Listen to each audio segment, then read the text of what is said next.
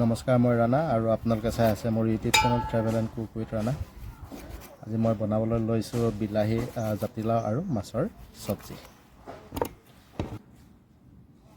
নিমখ অলপ দি দিলোঁ, তাৰপিছত মই দিছোঁ হালধি। নিমখ আৰু হালধিৰ লগত মাছখিনি ভালদৰে সানি ল'লোঁ আৰু এই সানি লোৱা মাছখিনি মই আধা ঘণ্টামানৰ কাৰণে থৈ দিম। এই কাটি থোৱা লাওখিনি মই বাকলিখিনি কাটি দিছোঁ। লাওখিনিৰ বাকলিখিনি গুচাই মেলি মই সৰু সৰুকৈ পিচ কৰি আছোঁ। আপোনালোকে যে এইটো দেখিছে, এইটো মই গুচোৱা নাই, কাৰণ এইটো কোমলীয়া জাতিলাও হয়, তো সেইকাৰণে এইটো গুচাই দিয়াৰ কোনো দৰকাৰ নাই। যদিহে বুঢ়া হয় তেতিয়া আপোনালোকে এইটো গুচাই দিব পাৰে।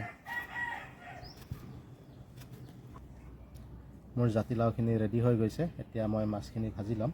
কিন্তু তাৰ আগতে জাতিলাও আৰু বিলাহীৰ লগত মাছ বনাবলৈ কাৰণে কি মছলা লাগে মই আপোনালোকক দেখুৱাই আছোঁ।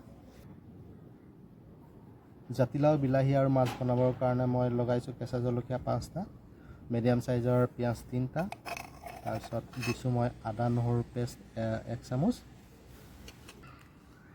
তাৰপিছত মই লগাইছোঁ কালোজিৰা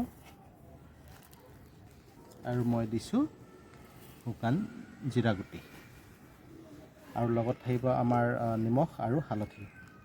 এইখিনিয়ে মছলা লাগে আৰু বিশেষ মছলাৰ প্ৰয়োজন নাই।